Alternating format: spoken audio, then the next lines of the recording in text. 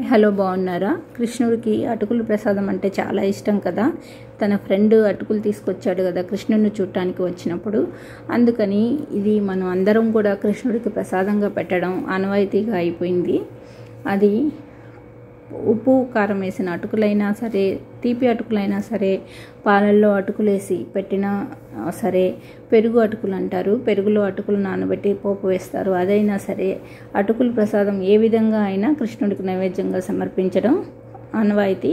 తనకు ఇష్టమైన ప్రసాదం అన్నమాట. నేను బెల్లపాకంలో అటుకులు వేసి 2-3 సార్లు కడిగి ఆ తర్వాత బెల్లపాకం వేసి ఆ తర్వాత నేను జీడిపప్పు, కిస్మిస్ మంచిగా వేయించి ఎలాచీ పొడి వేసి మంచిగా మిక్స్ చేసి ఇది ప్రసాదంగా పెట్టానన్నమాట. ఈరోజు తీపి అటుకులు అంటే అటుకులు పొంగల్ అనొచ్చు. కొంచెం దాన్ని నానిన తర్వాత పొంగలి టైప్లో అయిపోతుంది. చాలా టేస్టీగా ఉంటుంది, చాలా సింపుల్గా చేసుకోవచ్చు. ఇది ఒక ప్రసాదం నైవేద్యంగా ఈరోజు నేను సమర్పించాను అనమాట. ఓకే అండి, బాయ్ అండి.